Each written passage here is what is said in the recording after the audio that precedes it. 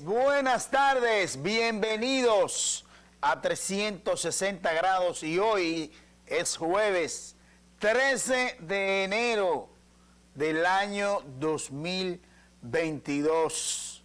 Sean nuestras primeras palabras para felicitar a nuestro amigo, compañero, periodista Geomar García, que cumple años en el día de hoy, 13 de enero.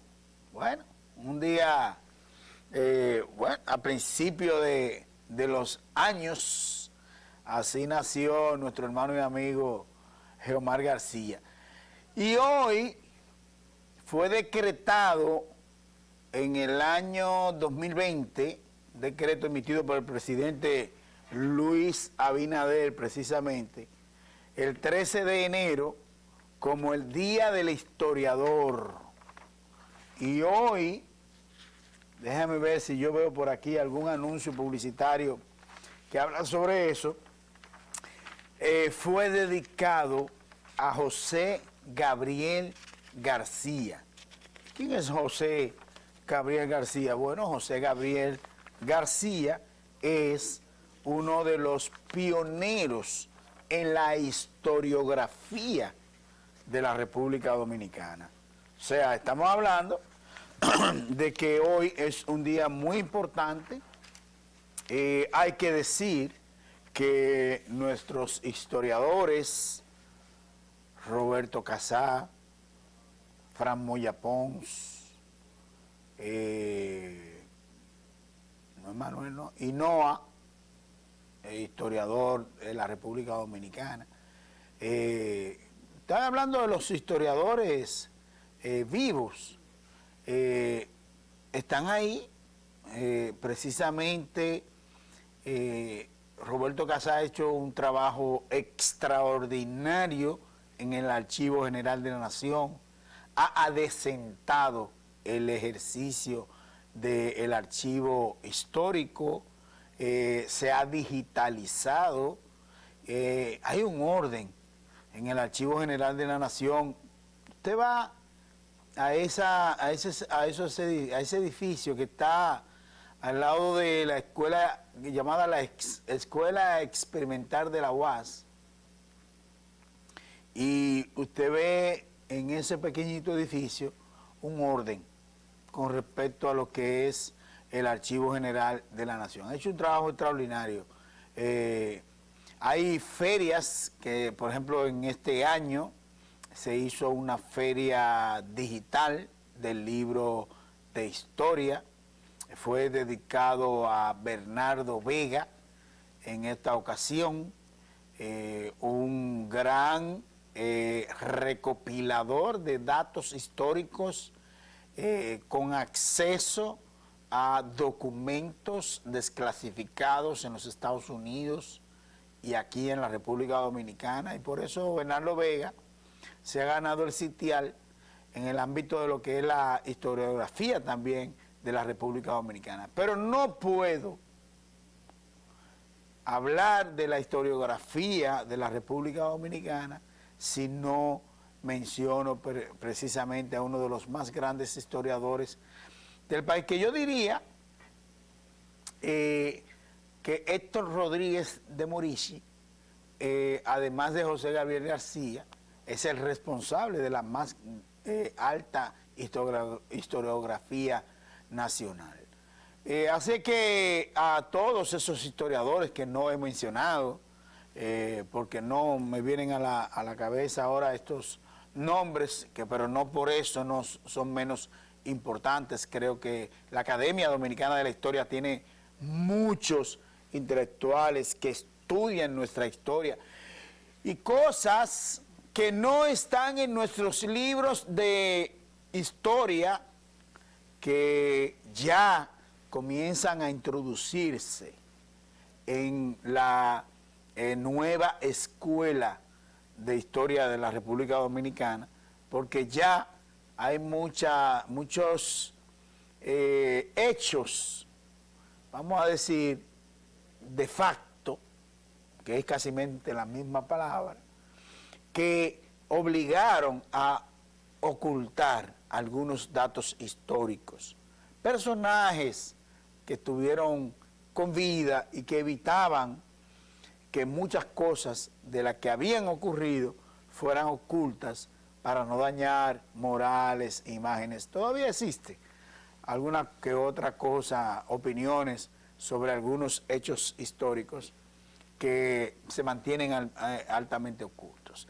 Pero, en sentido general, hay que decir que gracias a las documentaciones, a los archivos históricos, se ha respetado precisamente la historia en la República Dominicana.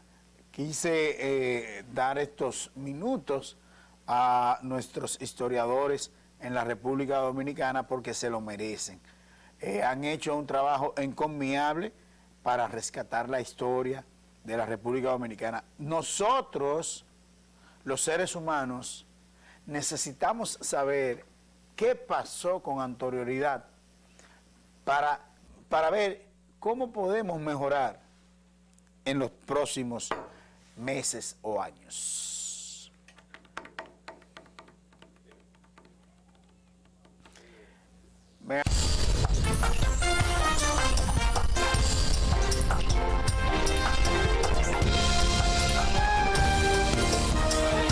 Adagio muy común que se conoce, que dice que el que no conoce su historia está sujeto a repetirla.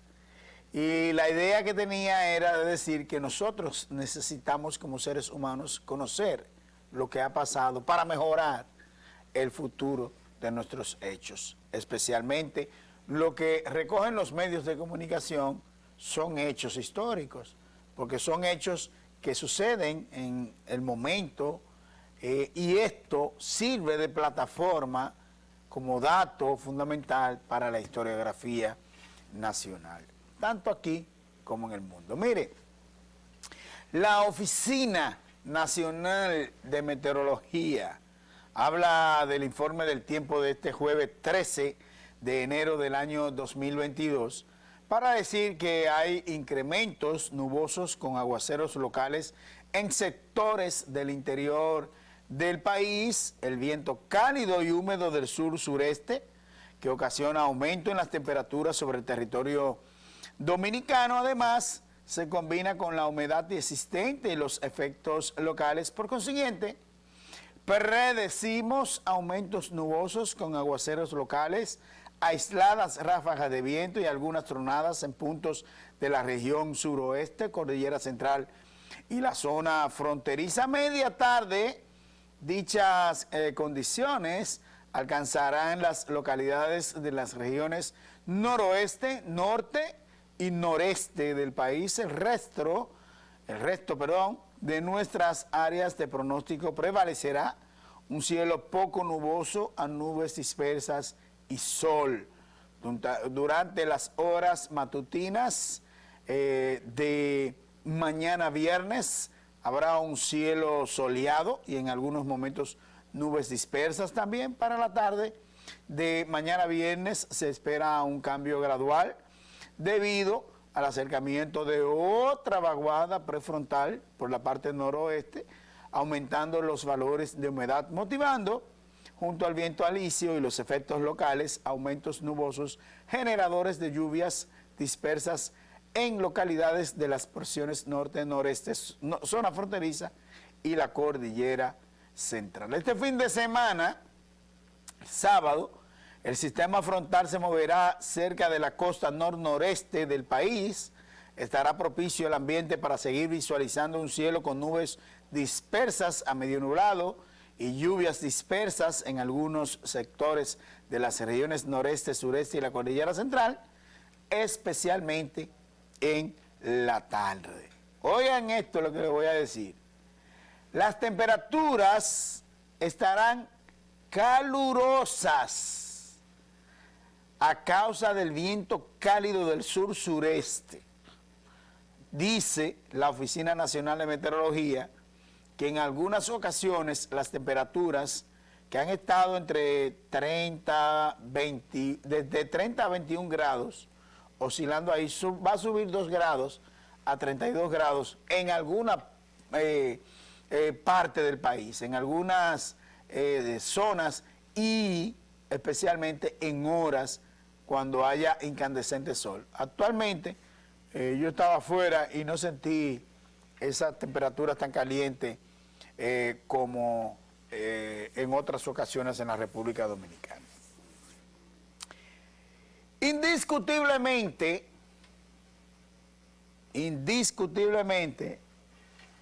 que el tema en cuestión son las clases presenciales en las escuelas que lamentablemente no ha podido llevarse a cabo en la República Dominicana.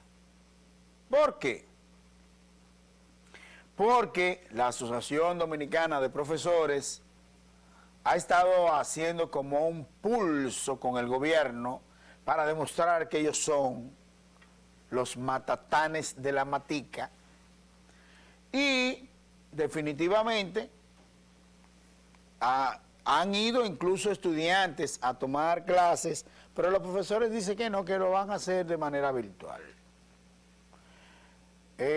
Hoy hay una conferencia de prensa a las 5 de la tarde de la Asociación Dominicana de Profesores, porque ellos van a evaluar. Ellos van a evaluar si es posible, si no es posible, las clases presenciales o no.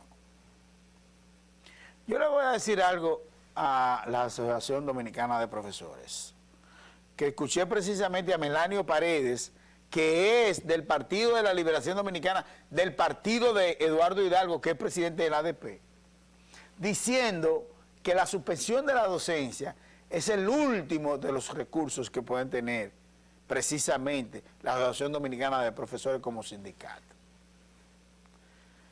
Y yo estoy de acuerdo con eso. El presidente Luis Abinader ayer en el programa Hoy Mismo, que tuvo una entrevista, me pareció una entrevista muy fluida, muy buena. El presidente se sintió muy cómodo con los periodistas, me pareció excelentemente un buen trato. Eso no quiere decir que no se le hicieran preguntas incómodas como la de las deudas, hay que hacérsela, y sobre precisamente un individuo, perdón, dije individuo, no, el ex juez del Tribunal Superior Electoral, Madera Arias, que había dicho que el presidente lo cubrió, el presidente dijo que nunca había hablado con él, bueno. Pero el presidente en esta entrevista dijo que los entes sociales, las entidades sociales, no mencionó a la Asociación Dominicana de Profesores por su nombre, pero dijo que las entidades sociales deben anteponer el país ante la política. Y yo lo dije aquí, no quiero decir que el presidente dijo eso porque nos escuchó, no. Pero es casual que nosotros hayamos dicho eso y el presidente también. Nosotros dijimos aquí que primero el país, primero la colectividad, el sector educación es uno de los principales entes que deben ser aprovechados por la población, dado que se ha hecho estudios nacionales e internacionales que dan cuenta de que esto que se llevó a cabo en la pandemia, por ejemplo, durante la pandemia, que se hicieron los esfuerzos por hacer clases virtuales, por la radio, por la televisión, sí, no es del todo como uno cree, pero lo que se demostró es que las clases presenciales son insustituibles. ¿Por qué? El calor humano y la accesibilidad. muchos estudiantes pobres no recibieron clases. Hubo una deserción escolar. Muchos niños no recibieron el pan de la enseñanza. Y las que lo recibieron mutilado. Vamos a hablar claro. Es verdad que hubo muchos padres que se esforzaron dentro de las casas y ayudaron a sus hijos, pero mire, los padres también tenían que pensar en qué van a comer, cómo lo van a hacer, porque todo el pueblo y la población dominicana estaba cerrada. Entonces, cuando ya abrimos el año lectivo 2021-2022, que había un escepticismo porque íbamos a abrir en plena pandemia, óigame bien lo que le voy a decir, cuando abrieron las clases, había un contagio enorme, como está ahora, con esta quinta ola del Omicron y la Delta y el Flurona y todo eso. ¿Qué es lo que se ha demostrado? Que sí, hay que tener cuidado, hay que seguir exigiendo las vacunas, hay que seguir utilizando las mascarillas, pero hay que seguir adelante. Y máxime, si es verdad lo que dice el ministro de Educación y el director del Servicio Nacional de Salud, que dicen ambos que la República Dominicana tiene precisamente un sistema un protocolo biosanitario que permite que los maestros y los profesores tengan pocas posibilidades de contagio. No quiere decir que no se vayan a contagiar, tienen pocas. Hay un sistema de seguridad para que los estudiantes y los maestros, los centros educativos, pues tengan materiales de bioseguridad y garantizar más o menos, porque no vamos a decir que en su totalidad, porque no es verdad, por lo menos se garantice que haya menos contagios. Vamos a esperar lo que dice la Asociación Dominicana de Profesores, pero yo le voy a decir algo a la Asociación Dominicana de Profesores. El rechazo ha sido total a esa actitud de no ir presencialmente a dar las clases. Hoy, bueno, estaba pautado para el día 15 de este mes, pero la reunión de las universidades con el ministro de Educación Superior, Franklin García Fermín, se dio ayer y determinaron que hay algunas universidades que van a tener el sistema híbrido. Porque hay prácticas, los estudiantes tienen que ir a clases que debe ser, por ejemplo, los laboratorios que deben ir personalmente. Un laboratorio no se puede hacer virtual. Y prácticas precisamente de otras materias que deben ser, por ejemplo, la odontología no puede ser virtual. La ingeniería no puede ser virtual. La topografía no puede ser virtual. Entonces, hay materias y hay carreras que van a necesitar que sea un sistema híbrido entre lo virtual y la presencialidad. Eso lo determinaron y acordaron las universidades privadas y el Ministerio de Educación Superior, Ciencia y Tecnología.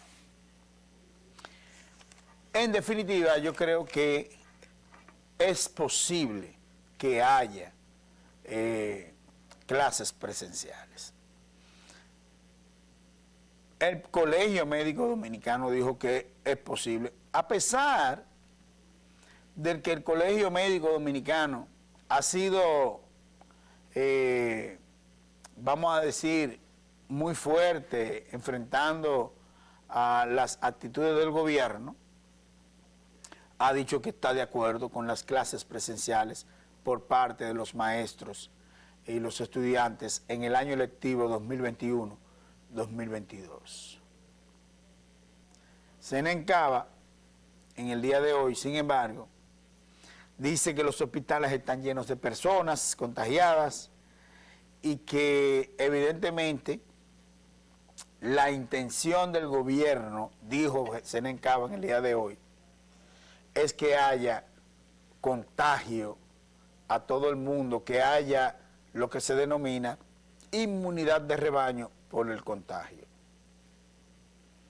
Acabo de ver una conversación en uno de los grupos de WhatsApp donde uno de los miembros estaba fuera del país y llega hoy, creo que estaba en España, en Europa, en otros países, y creo que pasó hasta por Estados Unidos. Y él dice que no es aquí, que es en todas partes donde está fuera de control el COVID-19.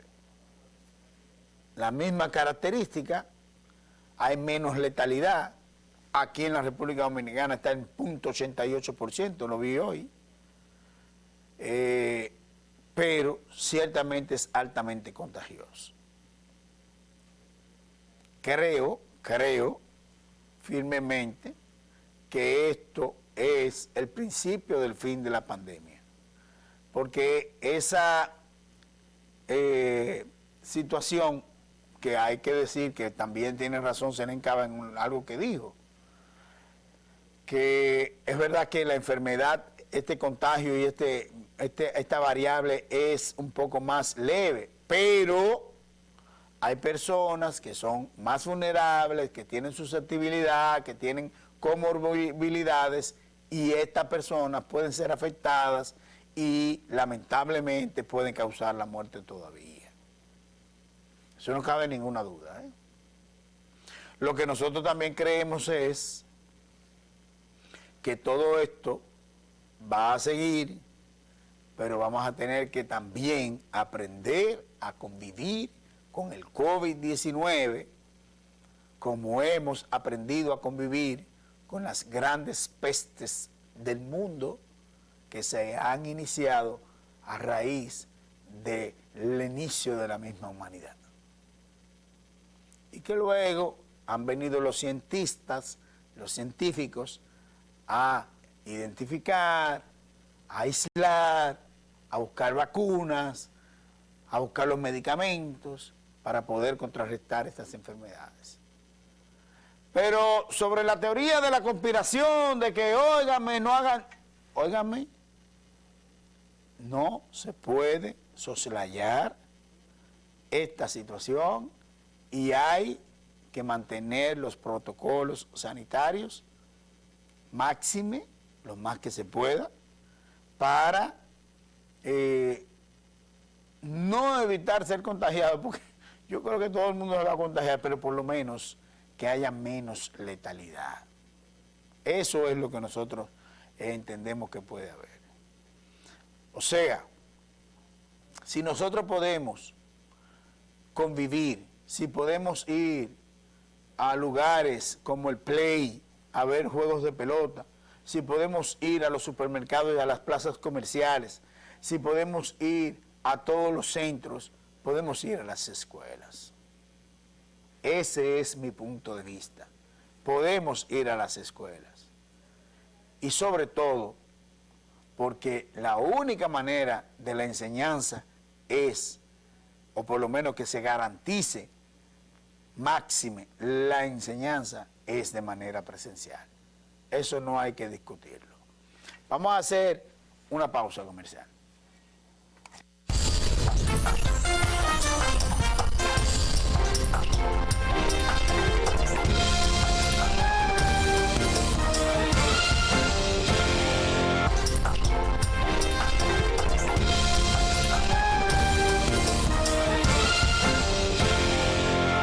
Cosas que nosotros hemos criticado aquí ha sido las pruebas PCR que se hacen en los laboratorios, que cuestan 4.000, 4.100, 4.500 pesos. Una queja generalizada de la gente, porque entonces los seguros, las ARS, no cubren las pruebas. Sí, sí la cubren. Si usted tiene una prueba de antígeno positiva, le aprueban la PCR, pero el antígeno le cuesta 1.700 pesos. O sea, por donde quiera ganan. Entonces resulta que como las administradoras de riesgo de salud no están asumiendo el costo, los laboratorios cobran esa cantidad de dinero, mucha gente acude a los sitios públicos, como es el Ministerio de Salud Pública, los hospitales, pero eso está lleno de gente, precisamente huyéndole a pagar esa gran cantidad de dinero en los laboratorios. Entonces resulta que el presidente ayer otra vez habló sobre el tema y dijo que iba a hacer que las pruebas de antígenos se hagan y se vendan en las farmacias. Yo vi en alguna parte en el día de hoy que el costo de las pruebas antígenos son de 174 pesos. Y la de PCR en farmacia, 500 y tanto. Le saldría al gobierno. Entonces, si la abaratan así y la venden en la farmacia, los laboratorios no abusan tanto como han abusado hasta el momento. Pues resulta que hoy me manda esta nota nuestro hermano y amigo Edwin Heredia, un gran colaborador de este programa. Dice, el gobierno autoriza libre venta de pruebas del COVID-19 que se van a expender en farmacias. O sea, el presidente lo dijo ayer, dijo que iba a hablar con el Gabinete de Salud para que se hablaran con la CISARRIL para que se autorizara la venta en las farmacias de las pruebas de antígenos y PCR. ¿Por qué? Eso va a abaratar los costos, la gente va a poder tener acceso mucho más rápido. No hay que hacer esas filas grandísimas. Hoy yo veía una gran cantidad de personas en San Juan quejándose por la fila. Dice, óyeme, si no tenemos el COVID nos vamos a contagiar aquí de tanta gente buscando las pruebas. Entonces, el presidente lo dijo ayer en el programa hoy mismo, y hoy el Gabinete de Salud, el gobierno, decidió liberalizar las ventas de pruebas de antígenos contra el COVID-19. No sé si ustedes recuerdan que al principio de la pandemia, en el gobierno de Danilo Medina, se autorizó solamente a los laboratorios a realizar estas pruebas. Pero eso no es casualidad. Eso era que en el momento se ameritaba este tipo de control. Porque yo recuerdo cómo ahora, siendo director del Servicio Nacional de Salud, Chanel Rosa Chupani, que hicieron y llegaron unos dispositivos para hacer las llamadas pruebas rápidas. ¿Ustedes recuerdan eso? ¿Y usted sabe de dónde llegaron a parar esas pruebas rápidas? En los zafacones. Recuerdo como ahora una foto que fue, una foto de prensa, en el sector de los Guandules, la Ciénega y esa zona, llena de esos pruebas rápidas, porque eso no sirvió, eso daba falso negativo, falso positivo, es un tollo. Entonces, para evitar esa situación, se puso y se autorizó solamente a los laboratorios a hacer este tipo de pruebas, que eran solamente pruebas PCR. Luego entonces vinieron las pruebas antígenos, porque la prueba llamada prueba rápida nunca resultó ser buena, por lo que acabo de decir, falso positivo, falso negativo. Ahora, con esta decisión, el gobierno, entonces, tiene que haber una resolución de la CISARRIL para autorizar a las farmacias a vender estos productos como pruebas. Por ejemplo, si una persona tiene que hacerse la prueba para viajar, y necesita eso rápido, pues entonces va a la farmacia y compra eso. Entiendo yo. La pregunta es cómo eso se va a categorizar, dónde se va a registrar, o si no necesariamente, si para las pruebas entonces se tiene que ir a un laboratorio nacional o privado. Para el asunto este, por ejemplo, de un viaje, hay que ir de viaje, hay que hacerse la prueba. Pues bien, en ese sentido, pues indiscutiblemente que esto es un gran paso de avance. Hemos criticado vehementemente aquí que esas pruebas sean tan caras en los laboratorios. Al principio de la pandemia también, el gobierno asumió los costos de las administradoras de riesgos de salud. Por lo tanto, las administradoras de riesgos de salud cubrían totalmente las pruebas anti-COVID.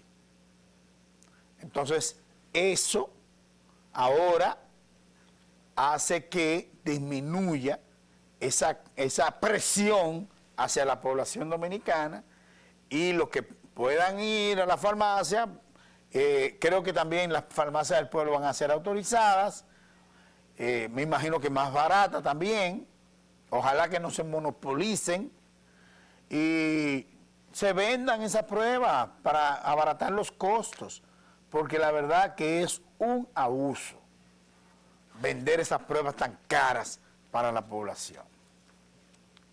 Eso, por un lado, esa reunión en el día de hoy del Gabinete de Salud acaba de realizarse, acaba de finalizar, y esa es una buena noticia para la población. Otra noticia es que el presidente Luis Abinader esta mañana se reunió con el liderazgo político nacional, dirigentes de oposición, y volvió a plantear el caso de Haití. El caso de Haití con respecto a la ingobernabilidad que existe en ese país. No hay interlocutores. Ustedes saben lo que pasó la semana pasada o antepasada, cuando se intentó celebrar el 178 aniversario de la independencia de Haití, que atentaron contra el primer ministro Ariel Henry. Hay que decir que la situación de Haití sigue en un proceso que no se sabe, por ejemplo, fue en julio, estamos hablando de hace 7 meses que ocurrió el magnicidio en contra de Juvenel Moïse, y todavía ahí no se sabe qué fue lo que pasó. Apresaron a una persona ahora, a un militar colombiano, que era supuestamente un informante de la DEA, que estuvo aquí en la República Dominicana, y a ese individuo lo están identificando como uno de los autores materiales, intelectuales del caso. Pero mire, eso no se sabe dónde va a parar. Y en Haití, lamentablemente, todavía no hay gobernabilidad, hay un caos, un desorden. Y entonces el presidente volvió otra vez a decir que la comunidad internacional debe acudir en auxilio de Haití y que República Dominicana no puede cargar con ese problema. No hay ninguna duda de eso. Pero yo creo, en sentido general, que ya eso, los organismos internacionales y los países han dado a entender que no se van a meter en ese lío. No se van a meter en ese lío de Haití. Y han dicho en situaciones separadas que Haití debe resolver su problema ellos. Y yo le voy a decir una cosa, yo creo que es verdad. Porque ellos son los que se entienden, ellos son los que deben resolver sus problemas, ellos son los que saben. Si quieren que las bandas organizadas los gobiernen, o sea, un gobierno verdaderamente hecho democráticamente en ese país, debe haber un sistema, debe haber un medio que ellos mismos deban resolver. Que si sigue así, va a haber una poblada de haitianos. Yo no creo en eso. Y me perdonan, porque yo sé que esto no es, eso no cae muy bien. Pero usted quiere saber, los haitianos han vivido toda su vida así. Toda su vida. Y yo estaba leyendo un libro de los años 1800 en la descubierta de un amigo que se llama Julio Ramírez, y ahí habla de los mercados que se llevaban a cabo en la frontera con Haití. Y en las devastaciones de Osorio, en el año 1605, 1606, culpable totalmente Osorio de que se rompiera totalmente aquella frontera y se introdujera y se apoderara la Francia de esa parte de la isla, fue porque se hacía tráfico ahí y trueques en el año 1605, 1606. Y hoy en Dajabón, Elías Piña, Pedernales, Montecristi, Restauración, Jimaní, Provincia Independencia, en todas esas zonas fronterizas hay intercambios comerciales. Y hay haitianos que viven de este lado de la isla y hay dominicanos que viven de aquel lado de la isla. Y eso ha existido siempre. Lo que dijo el presidente ayer también en la entrevista, sí, yo estoy de acuerdo con lo que dijo el presidente. ¿Qué dijo el presidente? El presidente dijo que todos los haitianos ilegales se van a deportar hacia su país de origen. ¿Es verdad? Todos los que vengan ilegalmente se van a ir y se van a deportar. Ahora, yo le voy a decir una cosa. La agricultura, la construcción, los vigilantes de los edificios, los venduteros de frutas en las calles, todos esos son inmigrantes haitianos. Yo quiero saber cómo se va a eliminar esa inmigración.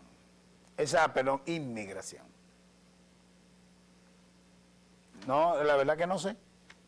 Y yo veía hoy un reporte de Dajabón, precisamente, con respecto a lo que decía el presidente de la República, de que se iban incluso a tratar de dar carnets de trabajo para que no estén ilegales.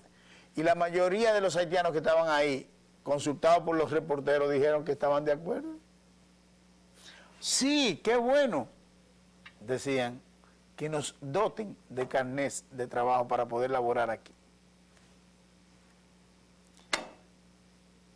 Eso de pedir a los organismos internacionales, del presidente de la República y junto con los partidos políticos que otra vez que intervengan en el país, que intervengan en Haití, que eso es como una voz en el desierto. Hacemos otra pausa comercial y regresamos para despedirnos.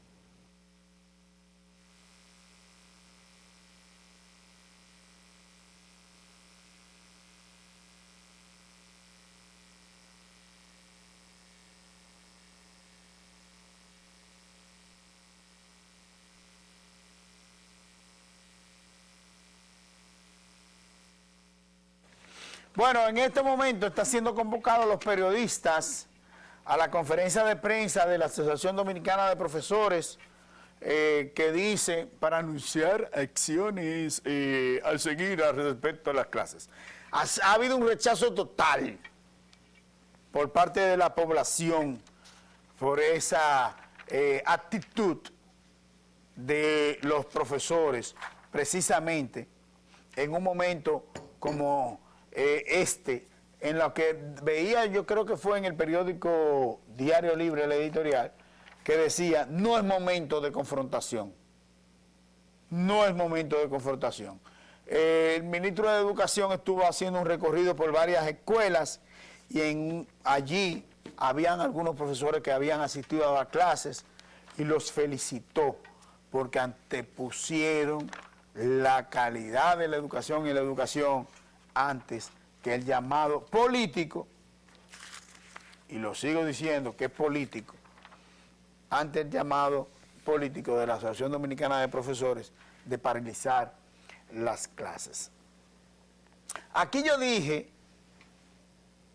la semana pasada, que habían buenos augurios con respecto al precio del barril de petróleo internacional, porque los países exportadores de petróleo habían dicho que iban a aumentar la producción.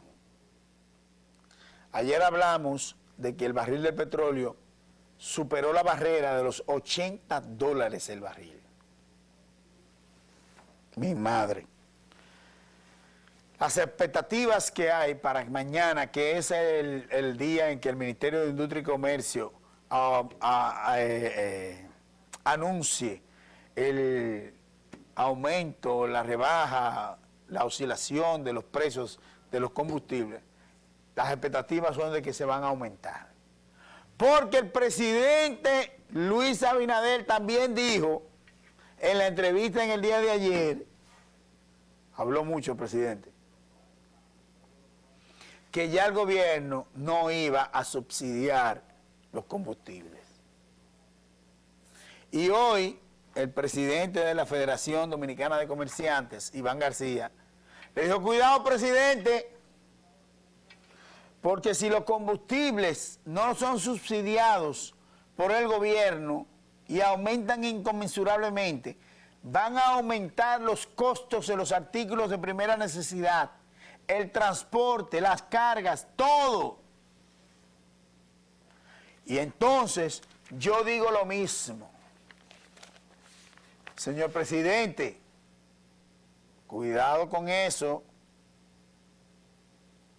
Hay una cosa que enciende a los pueblos y es la necesidad.